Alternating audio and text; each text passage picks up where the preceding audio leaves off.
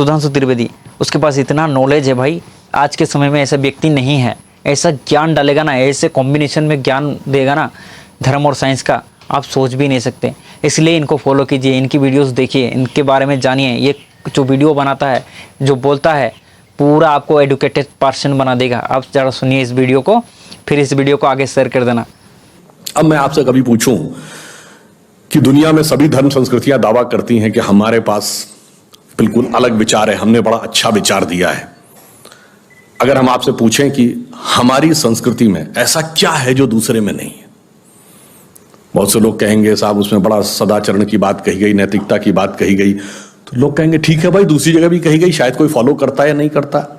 पर मैं अगर आपसे पूछूं कि वो चीज बताइए जो हमारे यहां लिखी और दूसरी जगह लिखी ही नहीं है, वो क्या है? आप सबने नाम सुना होगा, Vedic mathematics. Have you ever heard of mathematics as a part of religious text? ये सिर्फ हमारे यहां है। गणित धार्मिक पुस्तक का हिस्सा है। Ayurveda medical science, it is globally accepted as a structured medical science, by name itself is a part of Vedas. Medical science धर्म ग्रंथ का हिस्सा हो, गणित धर्म ग्रंथ का हिस्सा हो, ये दुनिया में कहीं नहीं, बाकी जगह विज्ञान और गणित का धर्म से संघर्ष है। हमारे यहां वो धर्म ग्रंथ से उद्भूत हो रहे हैं। ये फंडामेंटल डिफरेंस है हमारे और उनके बीच में। और इतना ही नहीं, मैं कभी आपसे, आप लोगों ने ध्यान दिया हो अगर गणित की जो खोज है, वैसे तो बहुत सारी चीजें थी जो अंग्रेजों के आने के बाद छुपा दी गई, क्वाड्रेटिक इक्वेशन हो, अलजेब्रा हो, ट्रिग्नोमेट्री हो, ये सारी चीजें।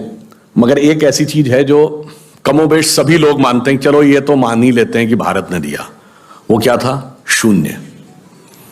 अब कहा जाता शून्य किसने दिया? आर्यभट्ट ने खोजा। अरे भाई, आर्यभट्ट ने खोजा नहीं, आर्यभट्ट की किताब में पहली बार तुमको लिखा हुआ मिला। अगर आर्यभट्ट ने शून्य खोजा तो बौद्ध मत में शून्यवाद का सिद्धांत कहां से आया?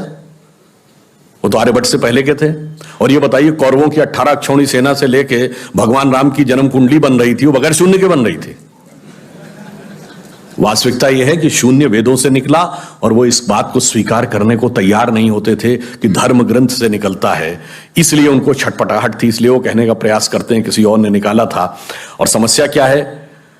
हमारे यहां तो भगवान राम की जो कुंडली निकली है, वो जब नासा के प्लैनेटोरियम सॉफ्टवेयर में डाली गई तो 7114 समथिंग बीसी की डेट निकल आई।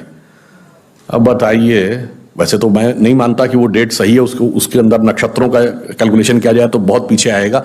परंतु बताइए, उन लोगों ने हमको समझा दिया कि हम अवैज्ञानिक हैं और हम अंधविश्वासी हैं, जिनमें किसी एक के यहां लिखा है कि धरती चपटी है और एक के में लिखा धरती के चारों तरफ सूरज घूमता है।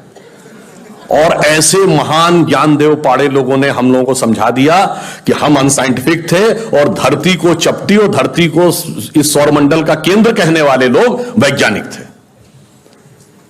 आज भी जब सूर्य ग्रहण या चंद्र ग्रहण होता है, आप नासा की ऑब्जर्वेटरी बताती है ना, 1950 से पहले नासा नहीं था।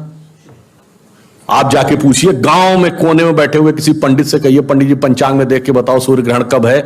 और जो वो हमारा पंचांग बताता है और जो नासा की ऑब्जर्वेटरी बताती है, कभी उसमें दिन तो छोड़िए, घंटे और मिनट का भी अंतर देखा है? हमारा तो कैलकुलेशन 5500 साल से एज इट इज चला रहा है, और उसके बाद उन्होंने हमें बताया कि हम अवैज्ञानिक हैं। आज भी आप बताइए, उत्तर भारत में उतना नहीं दिखता, दक्षिण भारत के मंदिरों में जाइए, नवग्रह बने हैं तो सूर्य केंद्र में है कि धरती केंद्र में है? सूर्य के 7 किरणें होती हैं, 7 घोड़े सूर्य के बने कि नहीं मंदिरों में?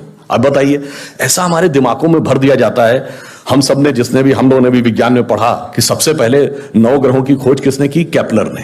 Kepler's law of planetary motion. हम सब ने, जिसने फिजिक्स पढ़ी होगी 10वीं 11वीं 12वीं में, कभी न कभी Kepler's law of planetary motion पढ़े होंगे कि केपलर ने सबसे पहले बताया कि 9 ग्रह होते हैं। अब ये बताइए, इधर जब हम पूजा करते हैं तो पंडित जी हाथ में जल ले क्या बोलते हैं? ब्रह्मा मुरारी त्रिपुरांतकारी भानु शशि भूमि सुतो बुधश्च और गुरुश्च शुक्रः शनि राहु केतु सर्वे ग्रहा शांति करो भवन्तु। अब ये 9 ग्रहों के नाम केपलर बताए थे कि पंडित जी बताए हैं, और हजारों साल से बता रहे हैं। और उसमें मजे की बात यह है कि मंगल के लिए भूमि सुत यानी भूमि का बेटा, धरती का बेटा शब्द है। या अब जाके साइंस ने यह कन्फर्म किया है कुछ समय पहले कि एक थ्योरी है कि कभी एक जमाने में बहुत बड़ा एस्टेरॉयड टकराया था कि धरती से, और धरती का एक टुकड़ा अलग हो गया था, वही टुकड़ा बाद में मंगल बन गया। और भूमि सुत हमारे यहां लिखा हुआ, मंगल के पर्यायवाची में भूमि नंदन, भूमि सुत जैसे शब्द हैं। अब आप देखिए क्या वैज्ञानिकता है और कैसे उसको इसमें सम्मिलित किया गया। मैंने क्यों बताया, हमारे यहां